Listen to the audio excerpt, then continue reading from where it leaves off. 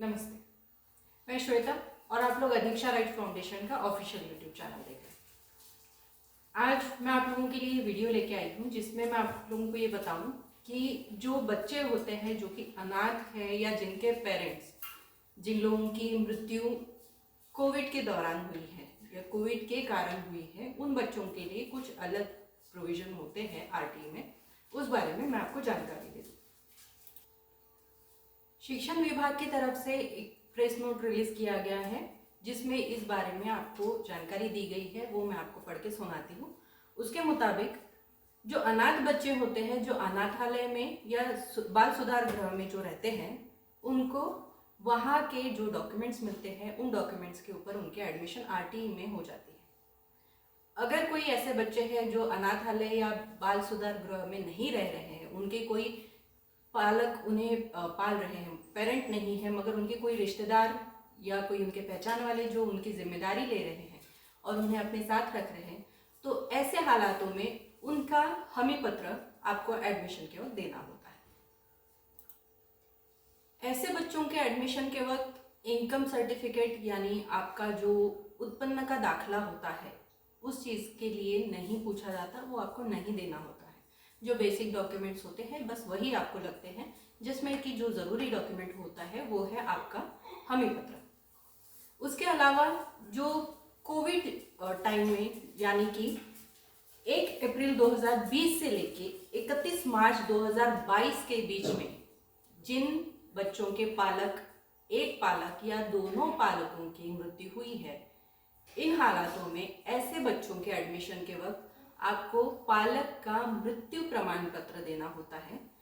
मृत्यु प्रमाण पत्र वैसा जिसमें कि ये बात मेंशन की गई हो कि कोविड के कारण उनकी मृत्यु हुई है, जिसमें कि गवर्नमेंट मेडिकल स्कूल की तरफ, कॉलेज की तरफ से या गवर्नमेंट मेडिकल हॉस्पिटल की तरफ से या कोई भी जो मेडिकल हॉस्पिटल्स है गवर्नमेंट के, उनकी तरफ से या जो स्वाक्षरी अधिकारी होता है उनकी तरफ से लेटर जो जारी किया जाता है, डेथ सर्टिफिकेट, कोविड की वजह से जिनकी मृत्यु हुई है उन लोगों का वो सर्टिफिकेट लगता है। और ऐसे हालातों में भी उनका इनकम सर्टिफिकेट यहाँ नहीं मांगा जाता। कई बार ऐसा होता है कि कोई ऐसे पेरेंट होंगे जिनके कई बार मदर ऐसी होती है जो बच्चे की रिस्पॉन्सिबिलिटी ले रही हो, फादर ने पहले ही डिसोन कर दिया हो, वो ना ध्यान दे रहे हो, वाइफ को और बच्चे को छोड़ चुके हो। ऐसे हालातों में मदर फिर डिपेंडेंट होती है अपने पेरेंट्स के ऊपर और बच्चा फिर नाना नानी के पास होता है अपनी मदर के साथ।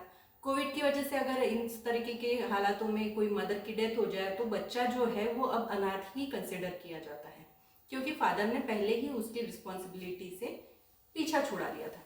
तो ऐसे हालातों में इनकम सर्टिफिकेट की ज़रूरत नहीं पड़ती है। बच्चे के मदर का जो डेथ सर्टिफिकेट होगा जिसमें कोविड से रिलेटेड प्रमाण पत्र दिया हुआ है कि कोविड की वजह से उसकी मृत्यु हुई है, या जो पालक है उनका हमी पत्र, इन दो चीज़ों के ऊपर से ही उनका एडमिशन हो जाता है।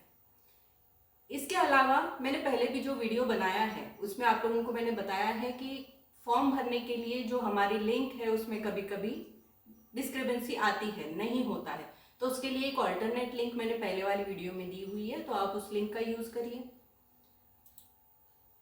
फॉर्म भरने की जो तारीख है जो कि 17 मार्च तक की है, हो सकता है कि ये तारीख आगे बढ़ाई जाए।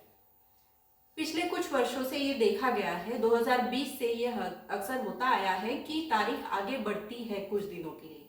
अभी भी ऐसा हो सकता है, मगर अनुमान के ऊपर, अंदेशे के ऊपर जाके आप ये सोच के मत रुकिए कि तारीख आगे बढ़ेगी तब हम हमारा फॉर्म भरेंगे। अभी बेहतर रहेगा कि 17 तारीख के पहले या 17 तारीख के रात के 12 बजे के पहले आप अपना फॉर्म भर लीजिए। आपके पहचान में, आस पड़ोस में जो भी लोग हैं, अगर किसी कारणवश उन्हें अभी तक इस बारे में जानकारी नहीं हो कि आरटीई के फॉर्म भरने चालू हो चुके हैं, तो आप उन्हें बताइए ताकि उनका फॉर्म भी समय रहते भरा जा सके और उन्हें भी इस योजना का लाभ मिले। इसके अलावा जो भी मैंने आपको जानकारी दी है उस बारे में आपको अगर कोई और ज़्यादा जानकारी की इच्छा हो या कोई उसके ऊपर सवाल पूछने हो तो आप लोग मुझे मेरे व्हाट्सएप नंबर पे व्हाट्सअप डाल सकते हैं। उसके लिए मेरा नंबर है 9373733337। मेरे बाकी सोशल मीडिया हैंडल्स को फॉलो कीजिए, मेरी वीडियो को लाइक कीजिए, शेयर कीजिए, चैनल को सब्सक्राइब कीजिए और बेल आइकन दबाना मत भूलिएगा, ताकि आने वाले हर वीडियो के नोटिफिकेशन आपको समय समय पे मिलते रहे। नमस्कार।